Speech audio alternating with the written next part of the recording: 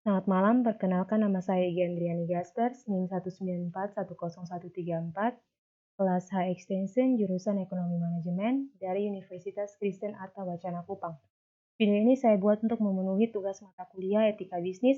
Dalam video ini saya akan menjelaskan tentang pelanggaran etika bisnis. Contoh kasus yang saya ambil yaitu pelanggaran etika bisnis PT Megasari Makmur atau HIT obat nyamuk. Yang pertama sejarah. Perjalanan obat nyamuk bermula pada tahun 1996, diproduksi oleh PT Megasari Makmur yang terletak di daerah Gunung Putri, Bogor, Jawa Barat. PT Megasari Makmur juga memproduksi banyak produk seperti tisu basah dan berbagai jenis pengharum ruangan. Obat nyamuk HIT juga mengenalkan dirinya sebagai obat nyamuk yang murah dan lebih tangguh untuk kelasnya. Selain di Indonesia, HIT juga mengekspor produknya ke luar Indonesia. Yang kedua, perjalanan kasus. Obat anti nyamuk HIT yang diproduksi oleh PT Megasari Makmur dinyatakan ditarik dari peredaran karena penggunaan zat aktif propoxud dan diklorvos yang dapat mengakibatkan gangguan kesehatan terhadap manusia. Departemen Pertanian, dalam hal ini Komisi Pestisida, telah melakukan inspeksi di pabrik HIT dan menemukan penggunaan pestisida yang mengganggu kesehatan manusia seperti keracunan terhadap darah, gangguan syaraf, gangguan pernapasan, gangguan terhadap sel pada tubuh, kanker hati, dan kanker lambung. HIT yang promosinya sebagai obat anti nyamuk ampuh dan murah ternyata sangat berbahaya karena bukan hanya menggunakan propoxur tapi juga diklorvos atau zat turunan klorin yang sejak puluhan tahun dilarang penggunaannya di dunia. Obat anti nyamuk HIT yang dinyatakan berbahaya itu jenis HIT 2,1A atau jenis semprot dan HIT 17L atau cair isi ulang. Selain itu, Lembaga Bantuan Hukum Kesehatan melaporkan PT Megasari Makmur ke Kepolisian Metropolitan Jakarta Raya pada tanggal 11 Juni 2006. Korbannya yaitu seorang pembantu rumah tangga yang mengalami pusing, mual, dan muntah akibat keracunan setelah menghirup udara yang baru saja disemprotkan obat anti nyamuk HIT. Analisis. Dalam perusahaan modern, tanggung jawab atas tindakan perusahaan sering didistribusikan kepada sejumlah pihak yang bekerja sama. Tindakan perusahaan biasanya terdiri atas tindakan atau kelalaian orang-orang berbeda yang bekerja sama sehingga tindakan atau kelalaian mereka bersama-sama menghasilkan tindakan perusahaan. Jadi siapakah yang bertanggung jawab atas tindakan yang dihasilkan bersama-sama itu? Pandangan tradisional berpendapat bahwa mereka yang melakukan secara sadar dan bebas apa yang diperlukan perusahaan, masing-masing secara moral bertanggung jawab. Lain halnya berpendapat para kritikus pada pandangan tradisional yang menyatakan bahwa ketika sebuah kelompok terorganisasi seperti perusahaan bertindak bersama-sama, tindakan perusahaan mereka dapat dideskripsikan sebagai tindakan kelompok dan konsekuensinya tindakan kelompoklah, bukan tindakan individu yang mengharuskan kelompok bertanggung jawab atas tindakan tersebut. Kaum tradisional membantah bahwa meskipun kita kadang membebankan tindakan kepada kelompok perusahaan, fakta legal tersebut tidak mengubah realitas moral di balik semua tindakan perusahaan itu. Individu manapun yang bergabung secara sukarela dan bebas dalam tindakan bersama dengan orang lain yang bermaksud menghasilkan tindakan perusahaan secara moral akan bertanggung jawab atas tindakan itu. Namun demikian, karyawan perusahaan besar tidak dapat dikatakan dengan sengaja dan dengan bebas turut dalam tindakan bersama itu untuk menghasilkan tindakan perusahaan atau untuk mengejar tujuan perusahaan. Seseorang yang bekerja dalam struktur birokrasi organisasi besar tidak harus bertanggung jawab secara moral atas setiap tindakan perusahaan yang turut dia bantu, seperti seorang sekretaris, juru tulis, dan tukang bersih-bersih di sebuah perusahaan. Faktor ketidaktahuan dan ketidakmampuan yang meringankan dalam organisasi perusahaan birokrasi berskala besar sepenuhnya akan menghilangkan tanggung jawab moral orang itu. Kita mengetahui bahwa etika bisnis merupakan studi yang dikhususkan mengenai moral yang benar dan salah. Studi ini berkonsentrasi pada standar moral sebagaimana diterapkan dalam kebijakan, institusi, dan perilaku bisnis. Etika bisnis merupakan studi standar formal dan bagaimana standar itu diterapkan ke dalam sistem dan organisasi yang digunakan masyarakat modern untuk memproduksi dan mendistribusikan barang dan jasa dan diterapkan kepada orang-orang yang ada dalam organisasi. Dari kasus di atas terlihat bahwa perusahaan melakukan pelanggaran etika bisnis terhadap prinsip kejujuran. Perusahaan besar pun berani untuk mengambil tindakan kecurangan untuk menekan biaya produksi produk mereka hanya untuk mendapatkan laba yang besar dan ongkos produksi yang minimal.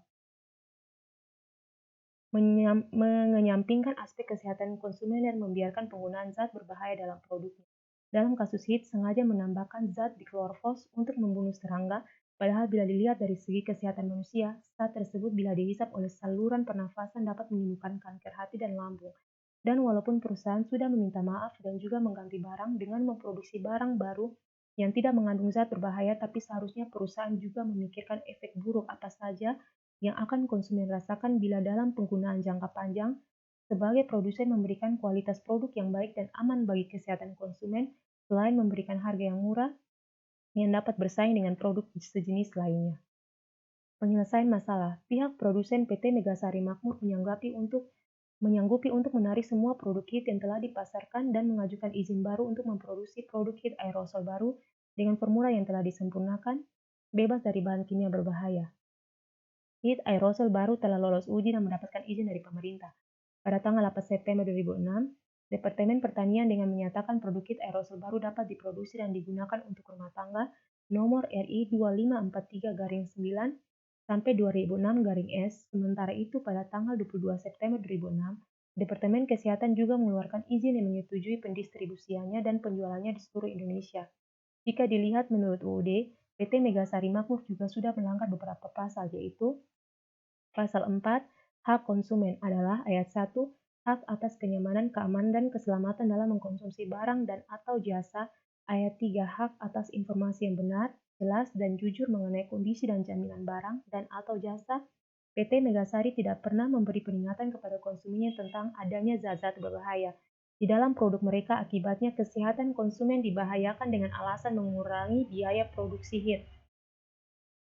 Pasal 7 kewajiban pelaku usaha adalah ayat 2, memberikan informasi yang benar, jelas, dan jujur mengenai kondisi dan jaminan barang dan atau jasa serta memberi penjelasan penggunaan, perbaikan, dan pemeliharaan. PT Megasari tidak pernah memberi indikasi penggunaan pada produk mereka di mana seharusnya apabila sebuah kamar disemprot dengan pestisida harus dibiarkan selama setengah jam sebelum boleh dimasuki lagi.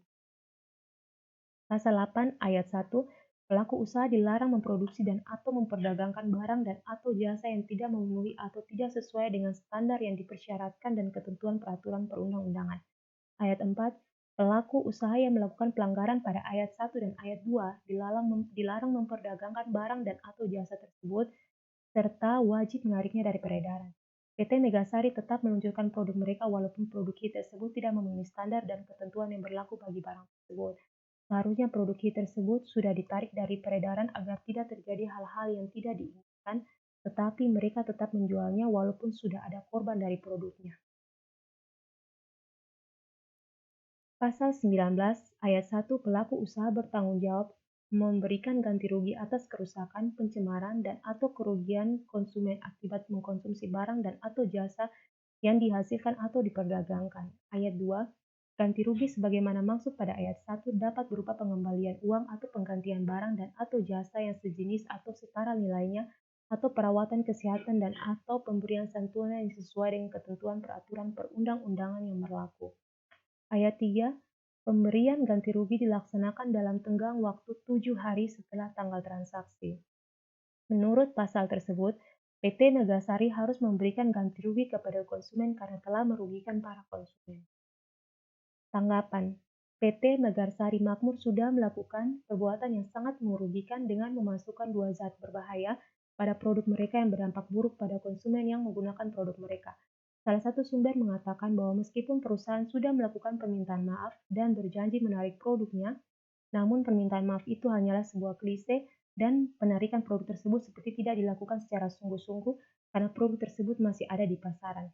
Pelanggaran prinsip etika bisnis yang dilakukan oleh PT Megasari Makmur yaitu prinsip kejujuran, di mana perusahaan tidak memberikan peringatan kepada konsumennya mengenai kandungan yang ada pada produk mereka yang sangat berbahaya untuk kesehatan dan perusahaan juga tidak memberitahu penggunaan dari produk tersebut yaitu setelah suatu ruangan disemprot oleh produk itu semestinya ditunggu 30 menit terlebih dahulu baru kemudian dapat dimasuki atau digunakan ruangan tersebut.